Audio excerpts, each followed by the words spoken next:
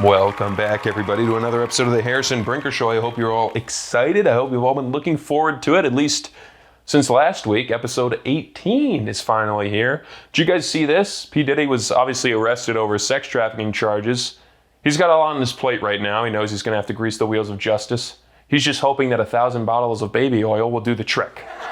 All right, we got a fun one for you. I talk about some grammar mistakes I've been seeing more and more prevalently. Then I complain about the Happy Gilmore 2 sequel. I'm sick of seeing it pop up on my Instagram. I don't need any more updates, all right? Then, of course, Colin Blair joins, as he always does at the end of the show, and he and I talk about a time I crashed my car on a visit with him. So if you're excited for that, stick around. It's all coming at you shortly. And without any further ado, here you go.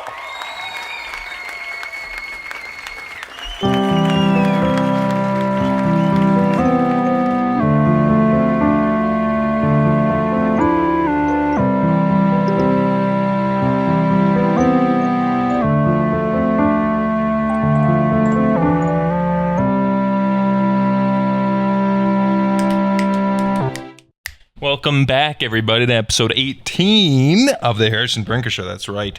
We're finally legal. We can go buy guns and cigarettes, and that's about it. Actually, no, you can't do cigarettes anymore. When I turned 18 back in 2019, that was like the last 2 weeks before they changed the age restriction from 18 to 21 to get nicotine. So I had a couple weeks there where I was smoking cigarettes and puffing on cigars and hookahs and getting vapes and all addicted to nicotine.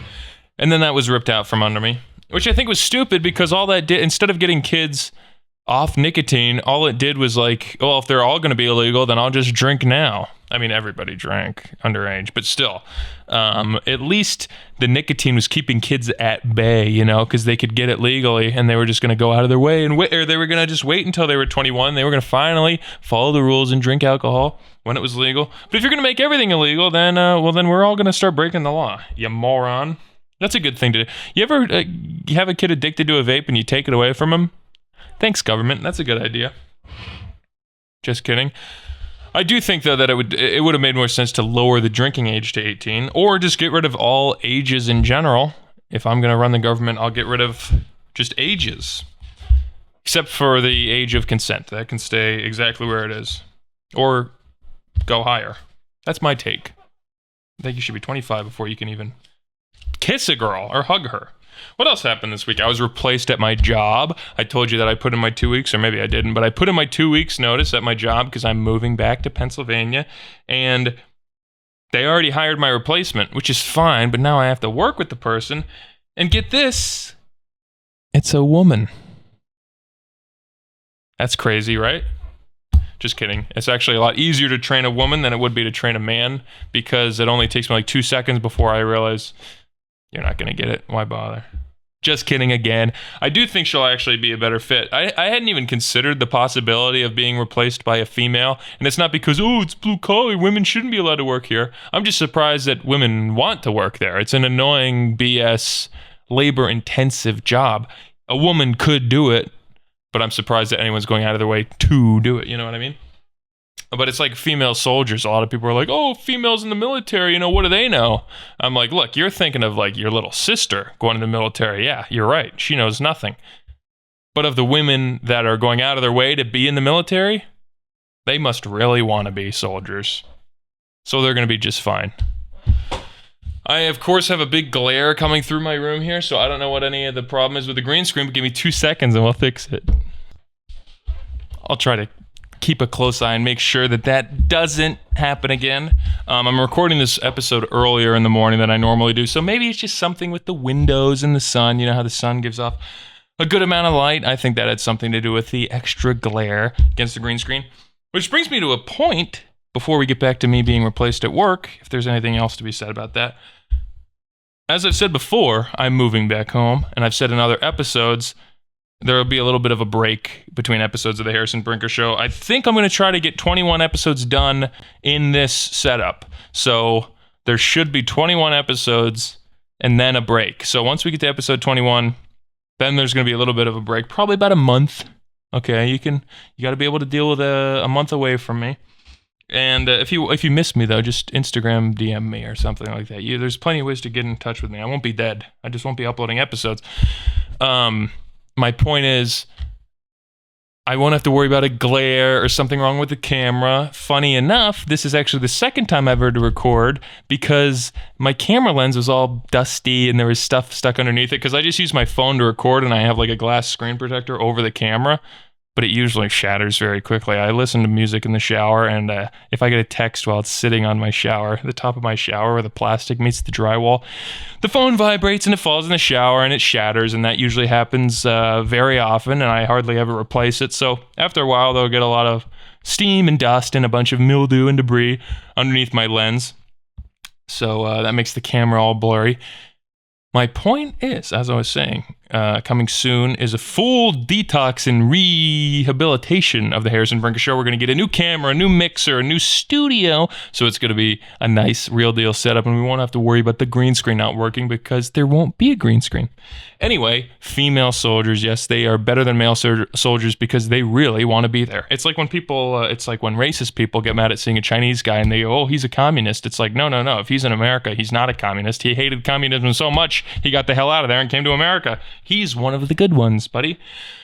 My glasses still hurt. I got new glasses, right? But I don't know if I talked about this last week, but I have a weird shaped nose, and the plastic nose notch hurts my weird shaped nose, so I had to get silicone pads to stick on the inside of it. Uh-oh, the glare's happening again. Let's see how long we can last before I have to fix it. I got silicone pads to put on my nose. It didn't work. It still really hurts, so I need to buy new glasses. And before I buy new glasses, I need to fix the... Sorry to yell. I think I fixed it, but we'll see how long it lasts before it happens again. I just took my window blind, and just pulled it all the way down past the windowsill, so now it's not allowed to sway or anything. But if it happens again, then I'm all out of ideas, and we'll just have to record at night. I have an Arizona sweet tea here. So my nose hurts from my glasses. Now I have to buy a new pair, and this is already my second pair of glasses. Now I have to buy a third pair. I scraped my hand on a swimming pool. I don't know if you can see that. It's all kind of red and gross and looks, you should see the other guy. But I was swimming, and the number one rule of swimming is keep your eyes shut. And I was swimming in this pool, and made out of concrete. It was a public pool. It was a private public pool. It was at an apartment complex. And I was swimming doggy style, and I scraped my hand on the side of the pool, and it really hurt, and I got blood all in the water, and luckily, even though it's a saltwater pool, luckily there was no sharks there that day, or that could have been B-A-D bad. What else we got here? Trump got shot at again. I don't really know much of the details. I think he was on a golf course, and they found a guy like a couple holes ahead just waiting with an AK-47 ready to shoot the guy. Psychopath. But it brings up the question, like... I guess it's a good thing, but the Secret Service, so like now anywhere Trump or any president goes, like the Secret Service is in charge. I know they're in charge of protecting him, but like protecting him, like he goes to the golf course, they better be checking every single hole. Like that's crazy. That seems like such a boring job. But that's the irony of being a Secret Service agent is like, hey, look, I'm here because I don't want the president to get hurt. But if there's no one trying to shoot at him, I mean, I really got nothing to do. It's like a cop, like, oh, I'm here to fight crime. I don't want there to be crime in the world. But I do a little bit because if there's no crime, then I'm out of a job. I make a lot of to-do lists. I've been writing to-do lists in my notepads recently to keep track of what to do in my free time now that I'm quitting my jobs. But I realized I'll start the to-do list really like ambitious, right? I'm very ambitious, and I'm like, hey, what's something ambitious to do? Clean the car, clean your car, spray down the bathroom mirror, clean your room, vacuum the floor. That stuff's great. And as I read it on the list, I'm like, wow, this would be, I'm really going out of my way to get a lot done here. This would be pretty impressive if I could do all this stuff. I'm really, a hard worker. Then I realized about halfway through that would all be so hard. So then I start writing things down like tie your shoe, make breakfast, Go buy a hot dog. Like, okay, I can definitely get that stuff done. That stuff's easy. I'll throw a couple things in there just to make sure I can really get it done. But by the end of the list, then it's just like complete nonsense. Like, hey, make a to-do list. And then before I'm even done writing it, I can cross that thing right off. So it's kind of satisfying to see how much I'm getting done throughout the day. But it's just a way of cheating. There's things I have written on my to-do list. I make a new one every week, a new to-do list, a new checklist. There's things I write down. They've been on the checklist since I started doing to-do lists about a month ago. I need to call FedEx and change my address in their system so that come tax season, I get my 1099 or whatever it is, and they send it to Pennsylvania, not Utah, because the last thing I need is the INS up my ass. Anyway, that's about all I got. I hope you guys are doing well, and if you're excited for the rest of the episode, well, it's only a couple seconds away. We'll be right back. 26, 27, 28, 29, 30, 31, 32, 33, 34, 35, 36. Oh, you stink! I graduated high school in 2019. Some of you might be thinking, oh my God, this guy's so young. What's he going to teach us? He can't teach us anything because I'm ageist. Listen, boomer, don't think of me as a young buck who doesn't have his head screwed on straight. Think of me as your liaison to Gen Z. I'm very much aware of what's going on. I got my finger on the pulse of my generation. I went to college at a crazy school where everyone hated everybody else. So I know what's going on with people my age. What I noticed a lot, though, especially, after graduating high school, going into college, and even being now out in the real world, a lot of times I see people making simple grammatical errors, as I call them. And these mistakes are piling up, and I think it's indicative of something going on where people are putting less thought into what they're doing, putting less thought into their job, and just kind of going, well, I can do this, I can do that. It doesn't matter because at the end of the day, I just need my paycheck. Okay, whatever. I'm here to compile a list and show you what I'm talking about, because you might be thinking, like, Harrison, what? You saw someone, put a comma in the wrong spot. They're not an Oxford comma and you're getting upset. No. I don't mind that. Everyone's entitled to their own use of a comma. I don't know what a semicolon does. But it's simple mistakes that are being made again and again, and I think the lack of people caring about it is a problem because they seem like such small mistakes that it's not worth pointing out, but that's what led to World War II. You know what I mean? So maybe we should stop it before Hitler comes along and tries to kill everybody again. First of all, a thing I've seen again and again, I got a slideshow for you, just of one type of example of these errors, is when people, well, actually, I'll just show it to you. What's wrong with this picture? I'll give you a little bit of context. This is from where I work. We package up products, and we had to package them in quantities of 250. Can you see the problem here? Is it this perchance? I got to be able to point. It's hard backwards. This apostrophe? There's no need for an apostrophe after 250s, or before the S in 250s. 250, plural, is just 250s. Right? You don't need an apostrophe. People are doing this. Have you noticed this? People are using apostrophes to indicate plurals, and it's not correct, and it bothers me. I'll give this one a little bit I'll cut some slack here. It's kind of confusing with numbers. Maybe this guy knows, like, hey, I understand that I'm not supposed to put an apostrophe here, but if I didn't, you might think this is a 5, so I'll just put it there just so you at least kind of clued in that it's a letter. Okay, I'll give you that. I don't believe that that's what you're doing, but I'll give you that. This is just another example of that same thing happening. Although, isn't this weird? I know this seems like such a small thing, but it bothers me. This is a capital letter, lowercase. The X, I don't know if that's capital or lowercase. And then the T is capital. What are you doing? Bills of lading only. Bills, like Buffalo Bills, like, multiple bills, dollar bills, or, report bills, whatever. That doesn't need an apostrophe. The S is fine. In fact, you're putting more effort in by adding that apostrophe. Like I said, I am aware it's small, but you're still burning calories and it's unnecessary. So if you're doing it because you're lazy, you're actually giving yourself more work. This is another one. All supplies in Breezeway. Now, there's a couple of problems here. Did anyone pick up on them?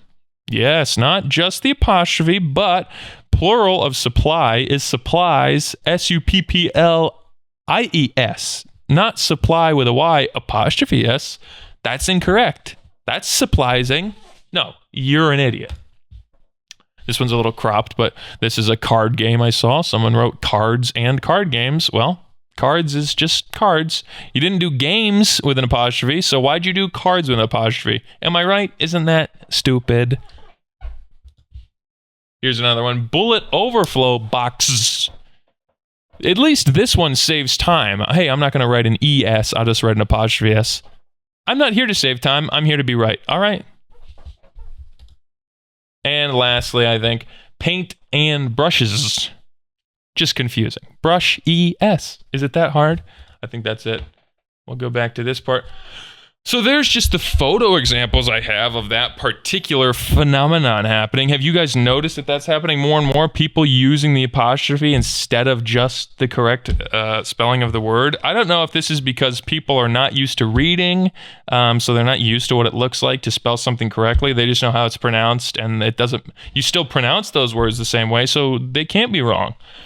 I don't know. A lot of people use that as a way to get by being lazy with language. Like, well, I don't have to say things correctly because as long as you understand what I mean, that's all that matters. Yeah, to an extent, if you're, talking to your best friend about what kind of Pokemon cards just came out. But if you're an air traffic controller, I hope you understand the difference between screwing around with your buddy, lollygagging around town, ding-dong ditching, or trying to land a plane safely.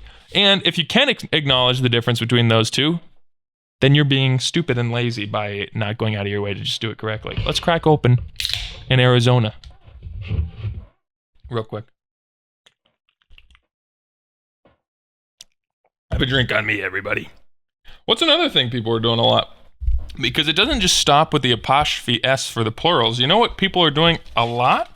They're saying, hey, I want to go out to the store. Oh, I bought a new computer. How much did that computer cost you? It cost me $1,000. And they write it like that with the dollar sign on the wrong side of the number. And it really bugs me. Of course, if you see that and you don't think it looks weird, that's what it's supposed to look like. I hate commas so much, by the way, I don't even put them in my numbers.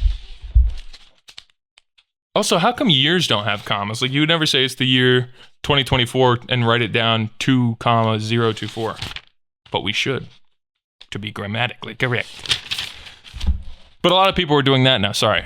Putting the dollar sign on the wrong side of the number. I looked it up on Reddit just to see if other people are noticing that this is happening, and I only get my news from Reddit. And a lot of people responded, actually, giving their 2 cents as to why. And the thing that came up again and again is, it's because it's $1,000, not $1,000. So you should put the 1,000 and then the dollar sign. Okay, so if you like to wear clothes, I hope you don't have any designs on them, because the whole point of clothes is just to keep you warm, you know what I mean? It's not to show off your new favorite band, right? So if you think that would be stupid, Harrison, of course I want to be able to show off my new favorite band, well then put the dollar sign on the right side, because just because something's not necessarily practical doesn't mean we should get rid of it. I like beauty, and the number sign in front of the number is beautiful to me. Right? It just is the word. It's like the same thing you're saying earlier, or that I was saying about you, my nice straw man argument about like, hey, as long as the idea gets across, what's it matter? When you write the 1,000 or the dollar symbol and then the number 1,000 or whatever number, yeah, you know not to read it as dollars thousand. You know, though, when the dollar symbol is in front of a number, that's a word on its own, which means 1,000. You know how to read. The letter Z has nothing to do with the sound Z. It's just a symbol we made that represents that letter. Same thing with the dollar sign. It doesn't matter if it's before the number, because when you use it, it clues you in to go, oh, okay, we're talking about money here. We're talking about money here. Sorry, I don't know why I pronounced it money. Maniacal. I'm getting ludicrous here or something. What else do I write? Another thing people said to defend themselves with the whole dollar sign thing is, oh, well, I know it's the wrong way, but sometimes I'll write the number and then forget, so I put the dollar sign after just to, because I forgot. If you're handwriting notes and you're doing it wrong, how close together are the words you're writing that you have to squeeze in the dollar sign after the number? You know what I mean? And I don't believe you they'd be doing it by hand, because everyone types on the computer now, take all their notes. And if you're typing on the computer and you forget to add in the dollar sign, so you put it after, you actually have no excuse, because it's digital. You can literally write whatever you want, even bad words on the computer. There's no rules against it. You have nothing but opportunity at your fingertips to put the dollar sign wherever it belongs. And it only belongs in one spot. I'm taking sips of tea here so that you guys can have a break from me screaming at you, making fun of how stupid you are. People, a small one I've noticed is people have been saying taking the contraction could've, which means could have, and writing it out as could of. Same thing. It's because they don't know how to read, so they just hear could have, and then when they think of being professional, it's I'm gonna write an essay here, so I won't use apostrophes. I'll use the full word. They go out of their way to do it, and then they write of. Are you stupid? You are stupid. All right, this is seriously first grade stuff. Like, I hope no one's going, that's just the younger generation. This is bad. This is actually bad that there's countless examples of people just not even knowing how to write words. And 20 years from now, they are going to be air traffic controllers. And if you go, no, they're not going to be air traffic controllers. Okay, then who is? Who is going to be an air traffic controller? Because if all we're going to have is stupid people that are, they're qualified enough to work at McDonald's. Okay, well, I'm glad that McDonald's will be around in 25 years. I need to be able to fly somewhere. And all we have is idiots. A small one that people mistake is they say, the other day I was up so late, it was like 3 a.m. in the morning. It's one or the other. Is it 3 a.m. or 3 in the morning? I don't need to hear both. Oh, is it the ATM machine? I'll kill you. Schools used to be hard, and it was worth it, I guess is my point. I think what happened recently that's really caused this downward spiral of our generation is schools allowing people to wear hats. When I was growing up as a young chap in the early 2000s, you weren't allowed to wearing a hat to school was unthinkable. And you might be thinking, okay, what is it because was it gang affiliated and schools didn't want people to wear hats? I don't care. I don't think so. I don't think, at least the high school I grew up in, we weren't concerned about gangs, but it was just a tradition and it was respectful to not wear a hat in school. That was just the rule. And now, the high school I graduated from, a couple years after I graduated, they changed it to where now kids can wear hats in schools. You might be thinking, Harrison, what's the big deal? Of course, I don't care if a kid wears a hat. But I think schools are so terrified of the early 1900s and hearing about the corporal punishment, and schools used to beat kids up. Did you know that? And then schools got so terrified of even yelling at a kid. Fine. But now they're going out of their way to completely coddling the kids instead of just saying, look, it's a given. Let's not hit the kids.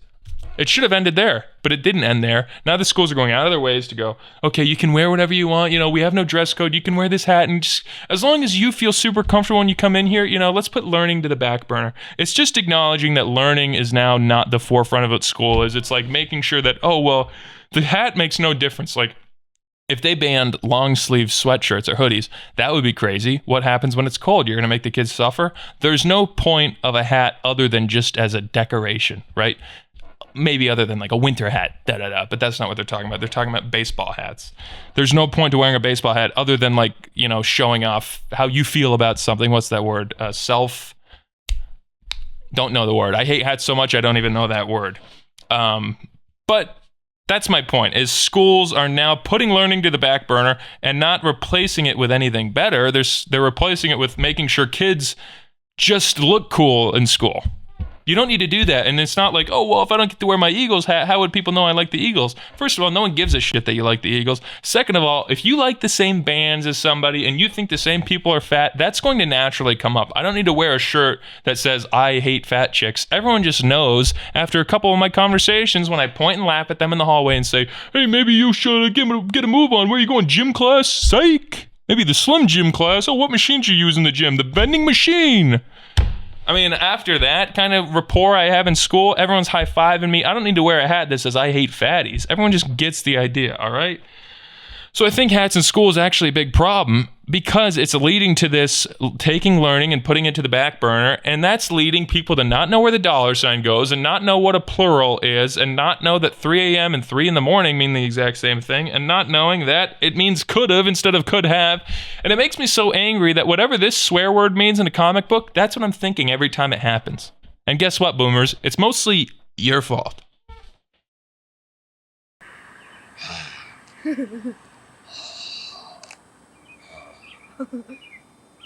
Damn it! What are you doing? I can see my breath. I love Adam Sandler, dude. That guy basically ran the 90s and early 2000s. He had Billy Madison, Mr. Deeds, Big Daddy.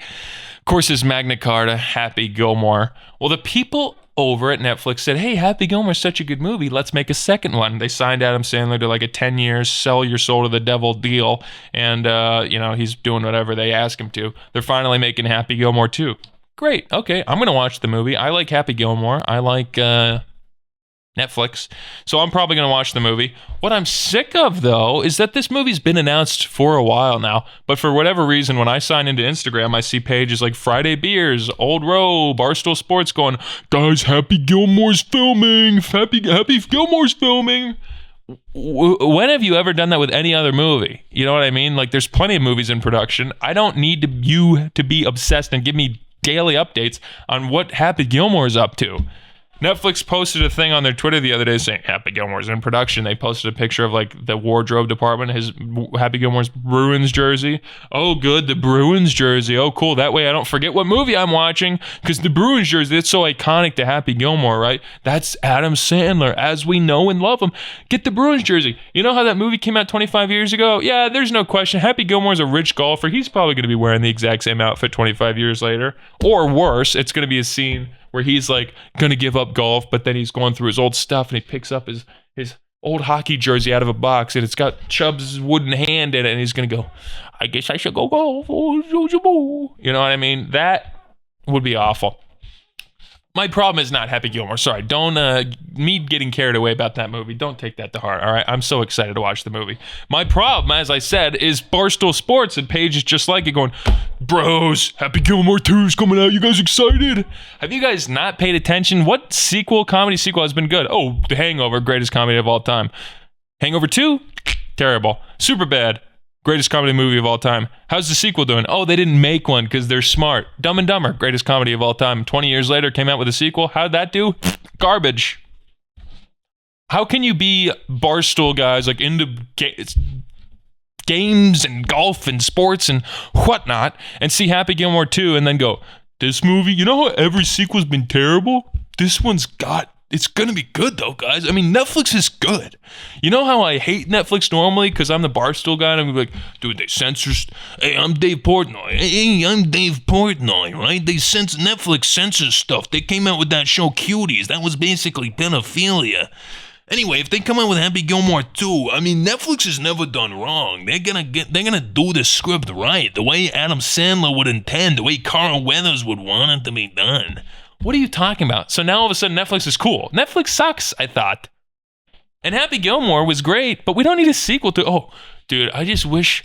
I mean, it'd be cool to have like 9/11 and the Twin Towers back, but like, if there's one wish I could really make, it's just like, I just want to know what Happy Gilmore's up to, man. What's he up to? I don't know. What's Tiger Woods up to now? Nothing? That's when Happy Gilmore's from. What the hell's Happy Gilmore going to be up to 25 years later? Oh, he's probably going to be like a golfing instructor. Oh, good. What a cool idea for a movie. A hockey player 25 years ago who became a golfer 25 years ago. Now he's an instructor. Oh, cool. That's the only thing that makes sense. Right? Again, I'm sorry. Don't worry about me complaining about the movie. I'm still mad. I go on Instagram and people are giving me live updates with what's going on in the filming. You've never done that with any other movie, and I don't believe you. And I think it's weird. It's one of these weird frat boy movies. Like if they were coming out with Fight Club 2, you wouldn't hear the end of it. Oh, Brad Pitt, he chipped his teeth again for Fight Club 2. Brad Pitt getting into shape. Could there be a Fight Club sequel? Is Tyler Durden gonna be returning? You know what I mean? I don't want to hear about it. It's just a movie. It's going to be great. I'm excited to watch it. I don't need you to remind me that it's getting made. Please, stop. Please. Anyway, without any further ado, everybody, Colin Blair. Hello? We're here with Mr. Colin Blair. Please welcome our pal Colin. Please welcome Colin. Colin. I'm here with Colin. Hello, honey. I was always going to talk movies with Colin. I better brush my teeth. Colin's here. To this day, I still have a good relationship with Colin. Ladies and gentlemen, say hello to Colin. Congrats on your engagement to Colin. Here with an editorial, my good friend Colin. Hey, Joseph, it's Colin. Oh, my cousin. Oh, Colin's on the show. Oh, I better freshen up. Colin's here. Oh, one of the greatest, nicest, best ever. All All right, everybody, welcome to episode 18 of the Harrison Brinker Show. Of course, we end every show with a visit from Mr. Colin Blair. Thank you, Colin, for joining yet again on the show. Good to be back. Did you do anything exciting in your absence? No, not really. I've just been working. I tripped up the stairs and I came back from work. Oh, nice. Like So at that your was it. apartment?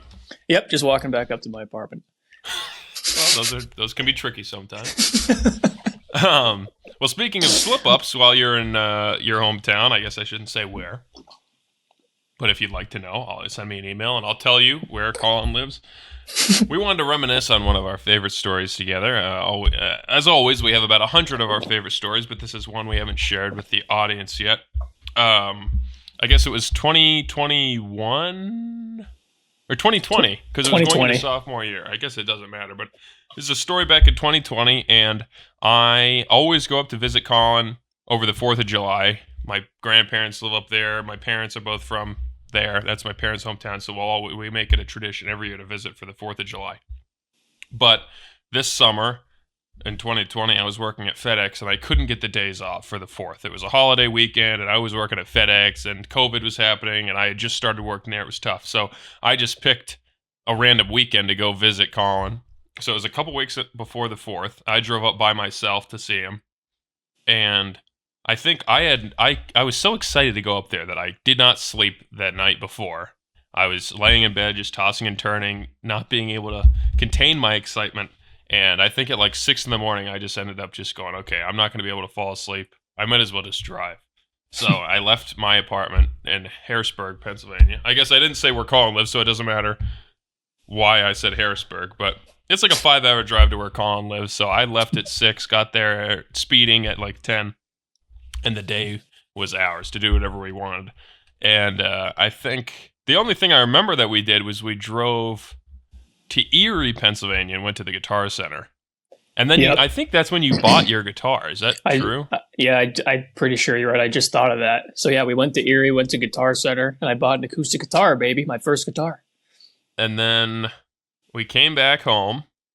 I finally decided to take a nap. Or we went to the school then, sorry.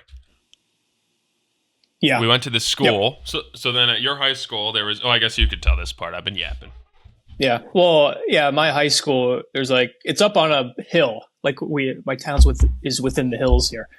So up on one of the hills, someone built like their own fireplace. And it's kind of like just a cool hangout spot. So you and I went up there and made a fire. And I remember you showed me Mark Norman for the first time up there. Oh, yeah.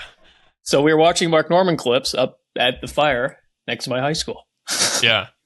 And then once we got sick of those, we went back to your house and then just finally crashed.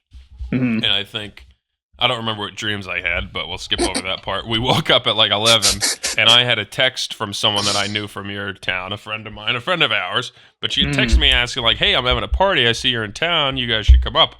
And I asked you if you wanted to go and you said, no way, Jose. Not my scene.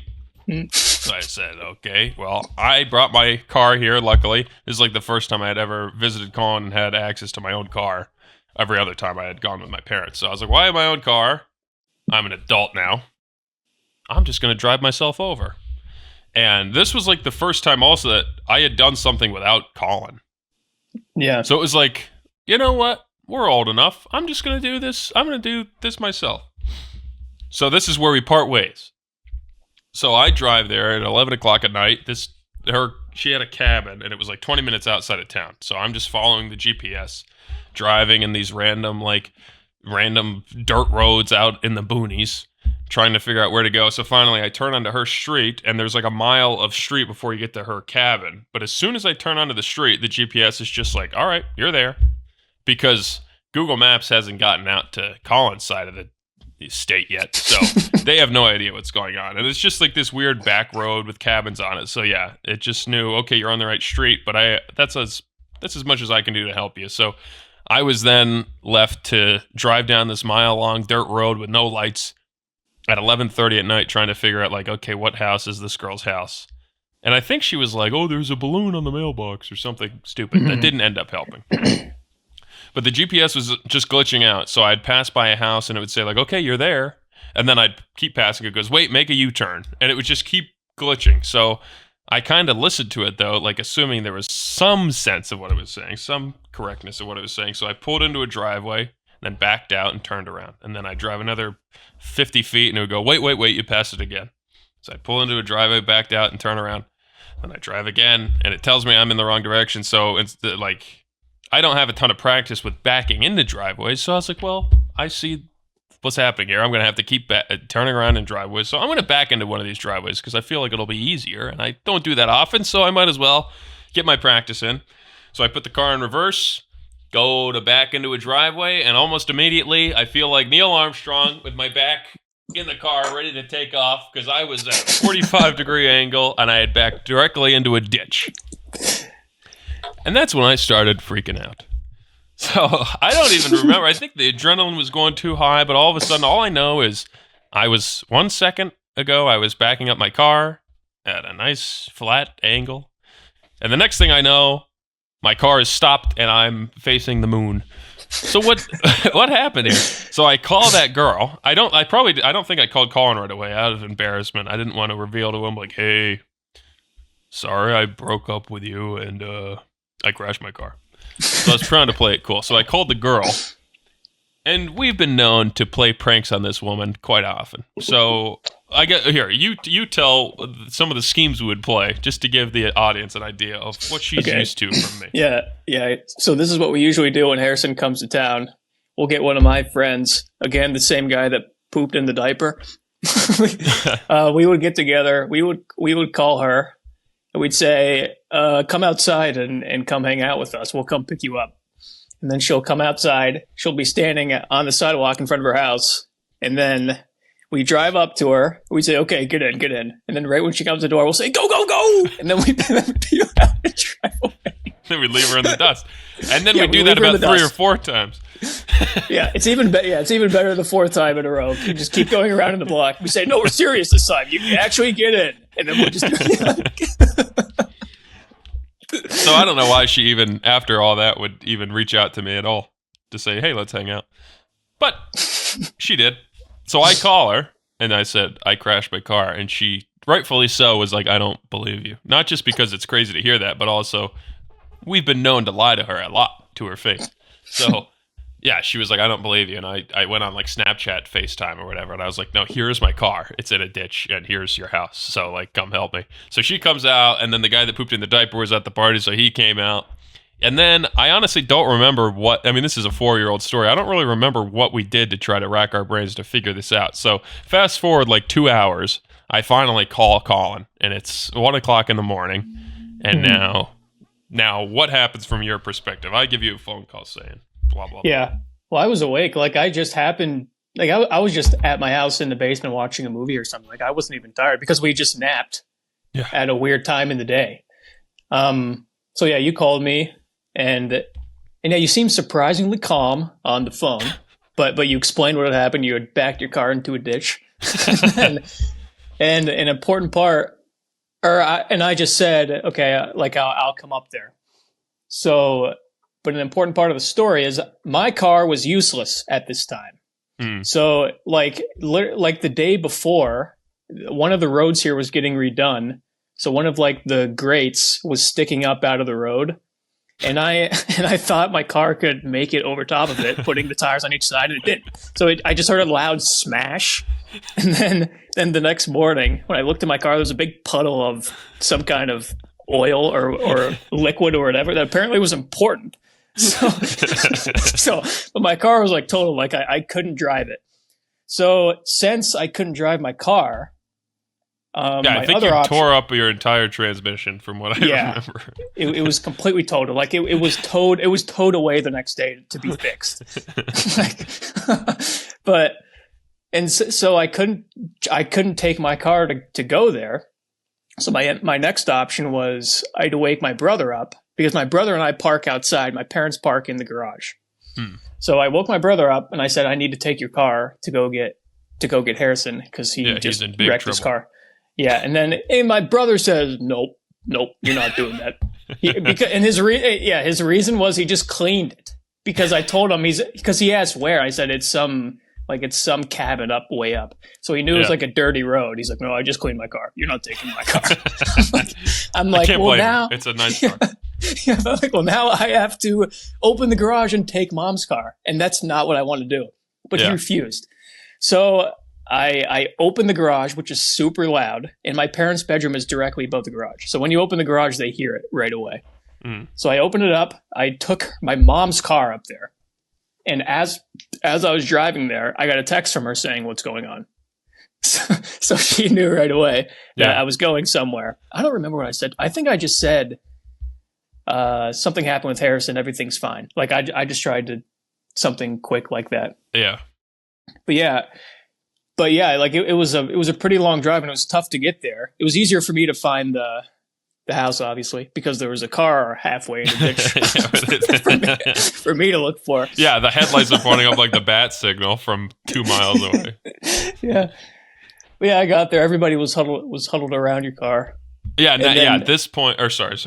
No, I mean, I got there, and then, At this point, now everyone at the party is drunk, and in the 2 hours between the time I crashed it and finally Colin arrived, like everyone from the party knew something was up, so they started gathering around my car. And now Colin pulls up, and there's just 15 drunk college kids going, "We can figure it out, man. We can just push it out of the ditch." And it wasn't a deep ditch. Like my front tires were still in contact with the road. I guess I don't know if my hand signal's helping. I guess let me draw a picture of it while Colin tells some of the stories of what these drunk kids were trying to do to get my car. Well, I can't really remember. How close were you to her driveway? I honestly don't remember. I think it was like 2 houses up. Okay. All right.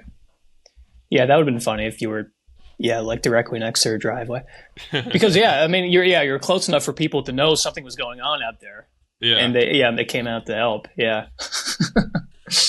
So my car was like this, where this is the road. I guess you can't see it in your camera, but this is the road. The front wheel is touching the road, and then the back wheel is like pressed against like just a ditch. And that looks right to me. So there was people, like this one guy pulled up in a side-by-side, and he was like, "Hey, you got a tow hitch? We can pull you out." And I was like, "I don't have a tow hitch." He goes, "All right, see you later, sucker. Good luck." Luckily, the person, like this are like seasonal cabins or whatever. Like these aren't people's homes. So the person whose house I tried to back into, luckily they weren't home because I ruined their shrubs. But yeah, some of the ideas were, the only thing I had in the back of my car to help this situation was a golf bag. So I think we might have taken out some golf clubs to try to pry the car up. We were jamming the grips because the grips are rubber. So we were trying to jam the grips under the tire to give them some tread. Yeah. And I didn't realize that my car was only front wheel drive. So we were just like, how is this not working? Like it wasn't. The wheels were still on the ground, and it wasn't so steep of an angle we shouldn't have been able to get out. But I guess it makes sense that the front tires were not strong enough to pull this, 2-ton car out of the ditch. Yeah, that's the best part. And like none of us knew, or none of us realized the tire was, or the car was front wheel drive. So the whole time we're jamming things under the back tires to give them grip. And those tires aren't moving. We're like, what is going on? They're jammed. Tires jammed. Well, then another thing we tried to jam in there, I think someone's bright idea was like, I don't think we tried this, but someone was like, we need pizza boxes. We need to get pizza boxes to get the traction. None of that would have worked. So we were there for probably an hour or 2 hours. Sorry. Yeah. And by the way, the person who kept suggesting more pizza boxes, my college roommate the next year. So it's that person. Just he's the guy from the last story who got stuck in the garage. Yes, it's him. So all these stories on the Harrison Brinker Show are all intertwined somehow. But yeah, and then I think I finally called my mom at like 2 a.m. and was like, what do I do? I didn't want to tell them because this was like one of the first times I had made a trip on my own. And the first time I had done it on my own, I got pulled over. And the second time I crashed my car. So I was like, I don't want to make a habit of ruining my life every time I drive up. And can I say, I remember when you called them, this is what you said. I remember exactly what you said. You said, okay, like you can yell at me later. Just tell me what to do now. I remember that's how you opened the phone call. Wow. I don't remember that at all, but what a good opener. Yeah, all these are some good openers. Yeah. Deal with it later. Oh, wow. I'm going to use that again someday. Yeah, so I think they were just like, well, you're just gonna have to call a tow truck. Like, I don't know, if you've been there for 2 hours jamming pizza boxes, and that's not, if the pizza box trick isn't working, you're gonna have to call a tow truck. So, yeah, so we finally call a tow truck company at like 3 a.m, and they're right. Hello, yep, this is Leslie's Towing. What can we do? And I was like, yeah, I got a tow truck issue. I got a car stuck in a ditch. I need your help. And so then we waited another half hour. All the drunk kids started dispersing and was just like, all right, whatever. Nothing more we can do. And I think it was probably just you and me, maybe the poop his pants guy. No, it was my roommate. It was me and my roommate. You, me, and won't say his name. We're sitting there just waiting for the tow truck to arrive. And finally he did. And it took him about 2 seconds to pull my car out. I didn't have a tow hitch, but he just put like a chain around the front tires and just pulled the car out. Yeah. And then that was it. And then we drove back to your house. I paid in the bill. I think it was $400. And I think it was $350. I still have the receipt somewhere. And I just kept it in my glove box. And yeah, I think it was like $350. But then that was it. And then I had my car back. But I remember because we were debating for a while if we should call the tow truck. Because the girl's house, like she said, just come inside, sleep here. We'll take care of it in the morning. But you were adamant. You said like, if I'm going to do it, I'm just want to do it right now. I don't want to put it off until the morning. I'm not leaving my car in a ditch. And I don't blame you at all. Because like at night, your car was halfway in the road. Like a car could have hit it or something like that. Right. So yeah, like you were smart enough to say like, no, I'm not doing this in the morning. If I'm going to do it, I'm just going to call the tow truck now, pay whatever it is to get it taken care of tonight. Right, and she had ulterior motive. She was glad my car got wrecked. She's like, oh, perfect. You can sleep in my bed. I'm like, get out of here. How about I leave you in the dust again? I'm trying my best here. Yeah, I do remember her. Yeah, she was happy that it came to that. She's like, okay, well, you guys have to come sleep here now. She kept saying that. Like, no, I will not. I will take this car apart piece by piece and build it back together on the road if that's what it takes. Yep. Yeah, so finally we just drive back to your house. It was funny because it's so out of the way, but your town is such a small town, like that the tow truck pulled me out and then we drove back home, but he was just behind us the entire time. So it's like we weren't going to the same place, but there's only one road to get back into town. So it's like, this guy's really riding my ass here. Sorry, he's just mad I woke him up at 3 a.m. But then the next day, we went golfing. Or what happened the next day? Well, first the next day, this is another funny part, because my car was towed the next morning because it had to go be fixed, and it was the same guy that towed your car out of the ditch. Oh, I forgot about that. Do you remember that? Yeah. So yeah, literally the next morning he comes to get my car. Wow. Something's running in the family there. I remember the next morning you could finally see in the daylight all the dust because there was just dirt on the back of my car, but all the handprints just in the back of my car. And then, my car was leaking something, I could tell. And then the tires were the front tires are just worn to shit. They were just being melted. They're totally smooth. But your car's totaled, so we had to take my car to go golfing. Yeah. And I think we had a fun round that day. We had a good night's rest. And we came back to your house for a Father's Day dinner for your dad and my uncle. Of course, I guess I left my dad in the dust that week and was like, "Oh, sorry for Father's Day. I got to go hang out with Uncle Dan this time." But the point being is like your whole family was over for dinner, and then me.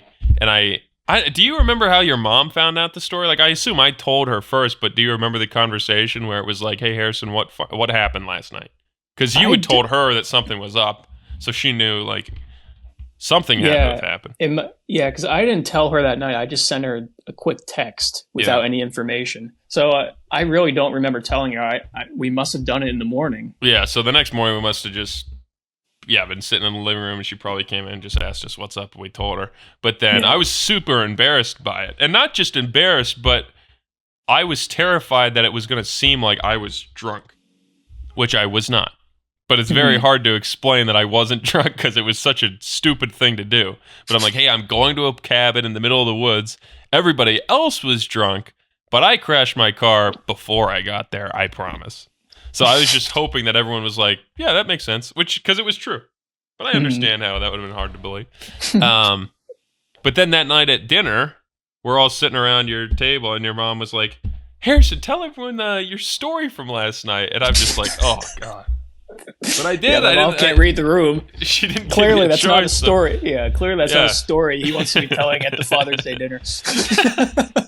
So I explained, and I promised 100 times I wasn't drinking. I had simply just gone there to hang out for a minute, and I felt bad too because, like I said, it's the first time I'm saying like I'm ditching Colin. Like it wasn't awkward, but it was weird. Like, okay, Harrison's coming up to visit, but then like he also has friends here that he's just going out on his own to do his own thing, and it ended up costing him like $300 in the night, and it ruined his day. So it was just weird. So I didn't want to make like, oh, this was kind of funny. It was kind of cool that I was like ditching Colin. And speaking of ditch, that's where I drove my car.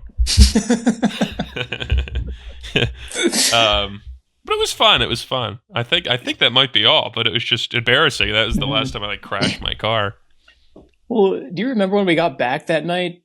Did we just go right to sleep? I don't remember us like having any like reminiscing on that entire night before we went to bed or anything like that. I don't think so either. Yeah.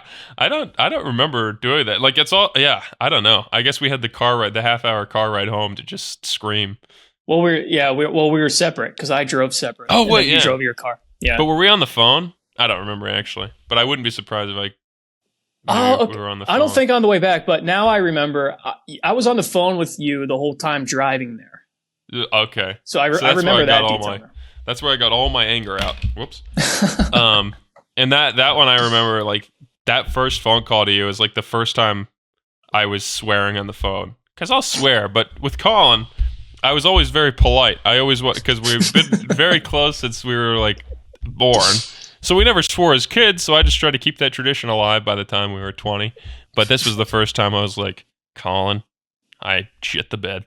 Sorry for my French or whatever. I was just to prove like, no, this is serious. F this, F that, blah, blah, blah. Yeah. So I was finally just like, I'm going to break out the swears. Like when your parents break out swears, it's like, my dad never swears. So if he says shit, that means something's bad. Mm-hmm. And that's what I did. So I finally swore. And I can't remember that one. That might be all, but yeah, that was a fun story. That was the first time. Because luckily it was just such a close call. Like I crashed my car. But other than the tires being soft, like that was it. I just paid the tow bill and I literally never had to do anything else with the car. Like there was no dents. The backup camera doesn't really work anymore. I think I broke some wires when I crashed it into a hill. But other than that, there was no damage to the car. So it's like, all right, I kind of got lucky on that one. Luckily, the ditch was short. Like if like it could have been a lot worse driving down a hill. Backing down a hill, like it was only like 3 feet before I hit like some sort of embankment or whatever the word would be. It was just like a water runoff ditch, so it wasn't super deep, but still embarrassing nonetheless. Mm-hmm. And Colin was there for basically all the fun parts of drunk kids trying to explain how to use pizza boxes to get a car out of the ditch. But I remember when I first got there, when I first like walked, I walked towards the ditch, and there's like. There were ladies there that I knew, so I don't want to embarrass myself either. So when I went there, I went to walk towards the ditch to start pushing or whatever, and I slipped and completely fell backwards. Like I slipped, my feet went up, and I fell flat on my back. Oh, I don't remember. And then everyone was like, "Oh," but I just completely played it off, and I just like got right up and just kept pushing the car like that didn't happen. Yeah, you're just like, I could see why you would. Yeah, my car did the exact same thing. Yeah, you could have pretended like I'm trying to map out how the car did this. Yeah, I forgot I did that. That's funny. Oh man, yeah, I did too.